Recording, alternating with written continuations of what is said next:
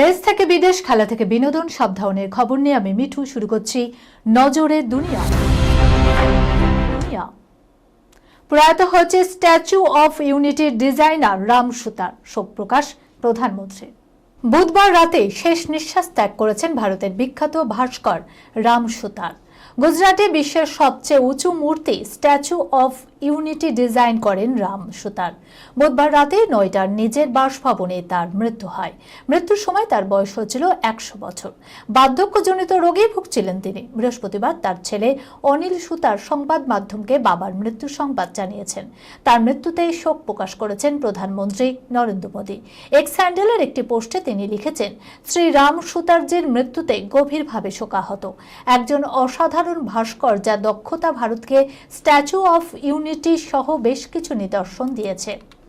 তার কাজ সর্বদা ভারতের ইতিহাস, সংস্কৃতি এবং সম্মিলিত চেতনার শক্তিশালী অভিব্যক্তি হিসাবে প্রশংসিত হবে। জানা যায়, শৈশব থেকেই ভাস্কর্যের প্রতি আকৃষ্ট ছিলেন রাম সুতার। মুম্বাইয়ের জে স্কুল অফ আর্ট এবং আর্কিটেকচার থেকে পড়াশোনা করেন তিনি। সেখানে গোল্ড মেডেল পান রাম সুতার। তিনি দেশে বিদেশে বহু গুরুত্বপূর্ণ কাজ করেছেন। এর মধ্যে অন্যতম গুরুত্বপূর্ণ হল ধ্যানমগ্ন ভঙ্গিতে উপবিষ্ট মহাত্মা গান্ধীর মূর্তি এবং সংসদ প্রাঙ্গণে ঘোড়ায় চড়ে থাকা ছত্রপতি শিবাজির প্রতীকী মূর্তিগুলি। গুজরাটের সর্দার বল্লভভাই প্যাটেলের মূর্তির নকশা তারই তৈরি। এই মূর্তি স্ট্যাচু অফ ইউনিটি নামেই পরিচিত।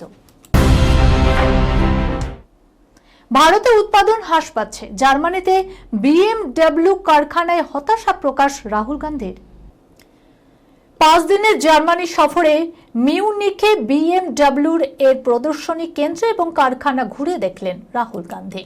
সমাজ মাধ্যমে সেই কথা জানিয়েছেন তিনি। সেই পোস্টে দেশীয় সংস্থার তৈরি বাইক দেখে নিজের উচ্ছ্বাস প্রকাশ করলেও দেশের উৎপাদন ব্যবস্থার খারাপ অবস্থা নিয়ে উদ্বেগ প্রকাশ করেছেন তিনি। বুধবার লোকসভার বিরোধী দলনেতা রাহুল গান্ধীর উদ্বেগ প্রকাশ করে বলেন, উৎপাদন হলো শক্তিশালী অর্থনীতির মেরুদণ্ড। জার্মানি সফরের অংশ হিসাবে মিউনিখে BMW ওয়েল্ট এবং BMW প্ল্যান্ট পরিদর্শন করার পর কংগ্রেস নেতা এই মন্তব্য করেন। BMWর উৎপাদন কারখানায় ঘুরে দেখার দৃশ্য পোস্ট করে তিনি লেখেন, জার্মানির মিউনিখে BMW ওয়েল্ট এবং BMW প্ল্যান্টের গাইডেড ট্যুরের মাধ্যমে BMWর দুনিয়া দেখার সুযোগ পেয়েছি।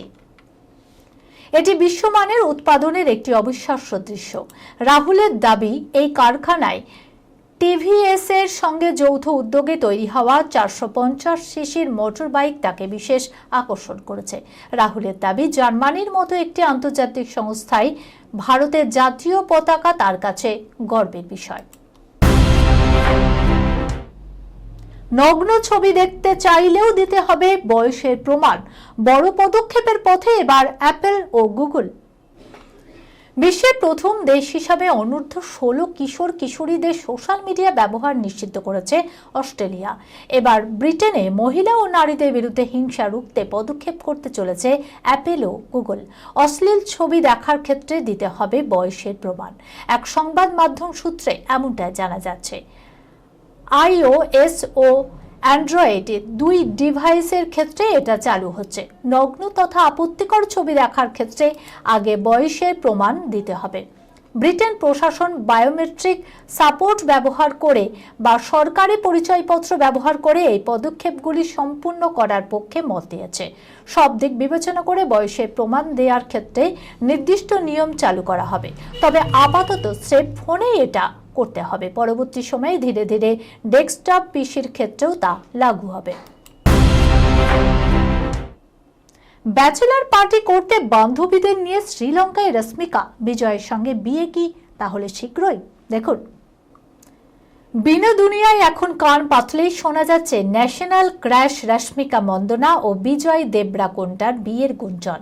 যদিও তারা এই নিয়ে কেউ মুখ খোলেননি। আর এই গুঞ্জনের মাঝেই এবার দেশ ছাড়লেন রশ্মিকা। কোথায় গেলেন তিনি? সোশ্যাল মিডিয়ায় চোখ রাখলেই দেখা যাচ্ছে রশ্মিকার বেড়াতে যাওয়ার এক গুচ্ছ ছবি। বান্ধবীদের সঙ্গে নিয়ে শ্রীলঙ্কায় ছোটখাটো ট্যুর সারলেন এই নায়িকা।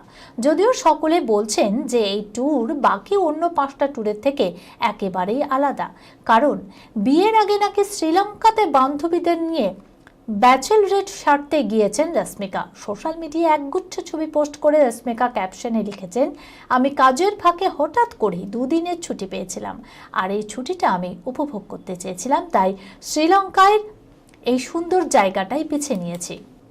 বিজয়ের সঙ্গে বিয়ে খুবই শীঘ্রই, তাই কি এই ব্যাচেল রেট সারতেই শ্রীলঙ্কায় গিয়েছেন রশ্মিকা? প্রশ্ন অনুরাগী মহলে। এই খবরের সঙ্গে শেষ করলাম আজকের নজরে দুনিয়া। আপনারা দেখছেন টিভি 24 বাংলা, সংবাদ বিনোদন সারাদিন সারাক্ষণ।